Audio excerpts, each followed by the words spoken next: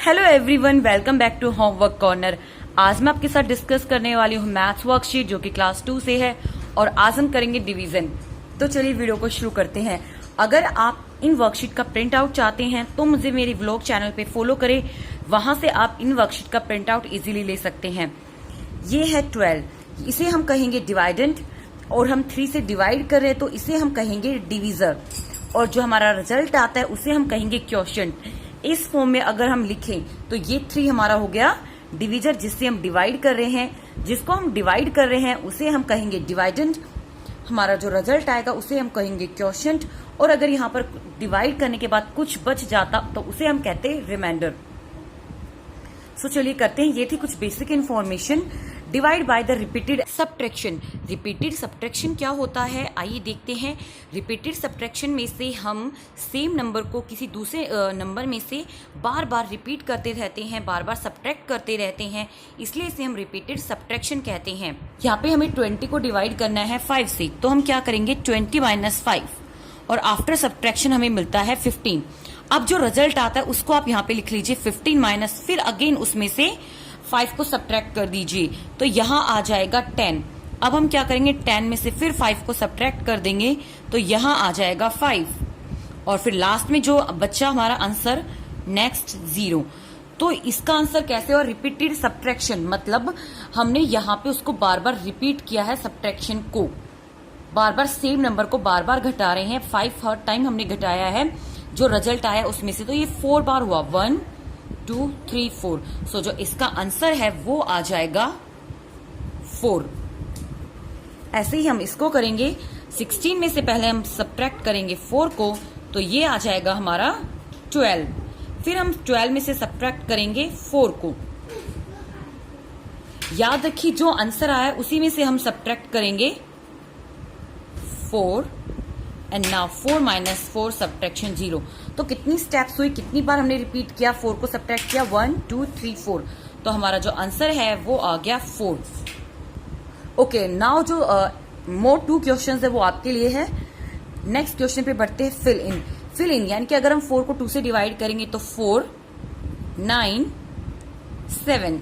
बाकी आपके लिए मैं छोड़ देती हूँ, ये it's very easy and very simple and basic. Question 3 है right division facts. Division facts हम कैसे करते हैं, जो हमारा आंसर आता है, जैसे 7 को 5 से मल्टीप्लाई किया तो 35 आया, तो अब हमें क्या करना है, 35 को पहले हम डिवाइड करेंगे 7 से, तो हमारा जो आंसर है वो 5 आएगा।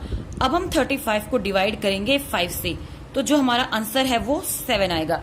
ये होता है हमारा डिवीजन फैक्ट। इसी तरीके से इसे हम करेंगे।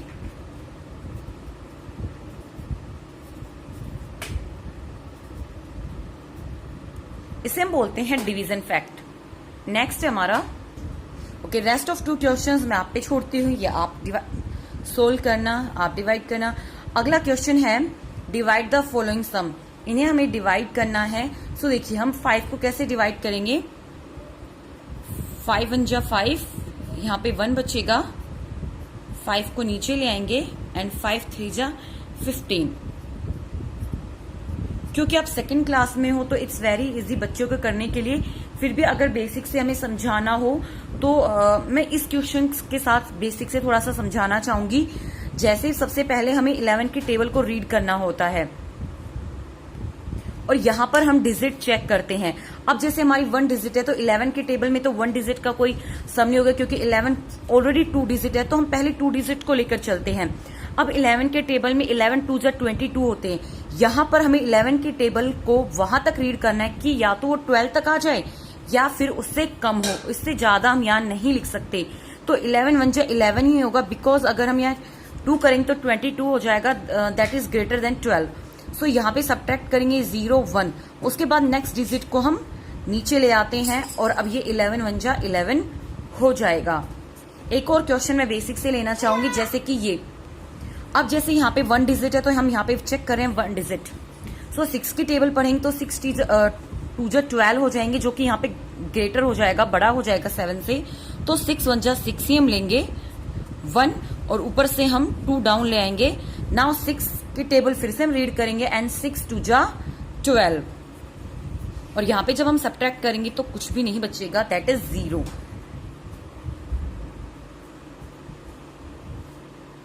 एक और सब मैं आपके साथ डिस्कस करना चाहूंगी कि जो कि 0 से है। अगर हम यहाँ पे करते हैं 7 की टेबल पढ़ते थे, देखिए जो 7 है वो 1 के नीचे नहीं आ सकता क्योंकि 7 is greater than 1।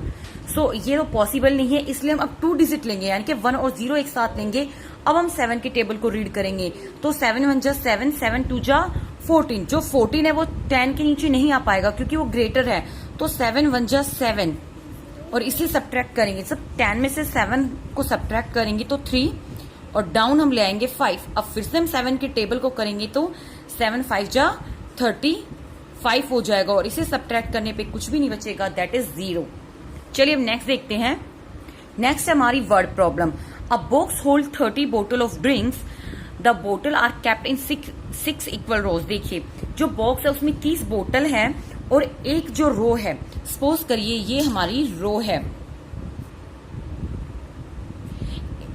So the बोतल आर केप्ट इन 6 इक्वल रोज, तो ये हमारी 6 इक्वल रोज थी जिनमें इन 30 बोतल को रखा गया है। तो how many bottles are kept in each row. So कैसे पता लगाएंगे, अगर मैं 30 बोतल को 6 रो में डिवाइड इक्वल बांट दूं, यानी कि उसको डिवाइड कर दूं, तो इजीली मैं बता सकती हूं कि एक रो में कितनी बोतल रखी गई है, 5। इसे मैं सब्ट्रैक्शन मेथड से भी कर सकती हूं। 30 minus 6 24, 24 minus 6 18, 18 minus 6 12, 12 minus 6 6 and 6 minus 6 0। तो 1 2 3 4 5 6 सॉरी 5, तो 5 हुआ। तो इसका मतलब एक रो में 5 बोटल्स रखी है। अगर आप काउंट करोगे इक्वल इक्वल तो वो आ जाएगा 30। नेक्स्ट क्वेश्चन है 4 ladies share 16 gifts equally, so how many gifts does each lady get. देखिए 16 गिफ्ट से अगर मैं इसको दूसरी तरीके से समझाऊंगी, सपोज करिए यहाँ पर मेरे पास 16 गिफ्ट्स है। अगर किसी बच्चे को समझ में नहीं आ रहा है कि एक लेडी को कितना मिला, तो सपोज करिए हमारे पास 16 गिफ्ट्स है। So you can draw line, ऐसे सर्कल बना सकते हो। सो यहाँ पे हम 16 जो है बना लेंगे। 1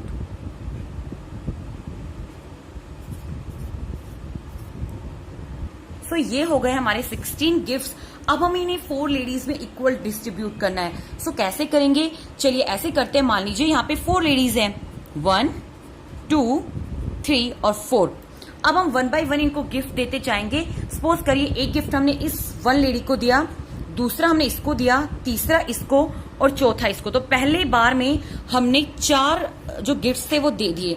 अब दूसरी बार मैं फिर से दूंगी, एक इसको दे दिया मैंने, ये दूसरी नंबर की लेडी को, ये तीसरी नंबर की लेडी को और ये 4th नंबर की लेडी को।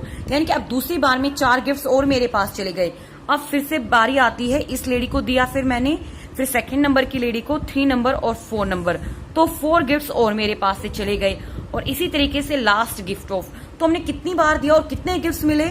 अब देखिए जो 1 लेडी थी उसको कितने गिफ्ट्स मिलेंगे, एक इसमें से मिला, एक इसमें से, एक इसमें से, एक इसमें से, 4। ओके, तो 2nd लेडी को भी इतना ही मिलेगा और 3rd लेडी को भी। या ये कह सकते हैं कि ये 1 लेडी को मिला, ये 2, ये 3 और ये 4 लेडी को मिला। तो 16 को हम डिवाइड कर दिया हमने इक्वल इस तरीके से, तो ये आ गया हमारा 4। आइए नेक्स्ट क्वेश्चन देखते हैं। 64 children stand in 4 equal lines. 64 children थे जो 4 इक्वल लाइन में खड़े हुए थे। सपोज करिए ये हमारी 4 इक्वल्स लाइन है और इनमें टोटल जो बच्चे हैं वो 64 है।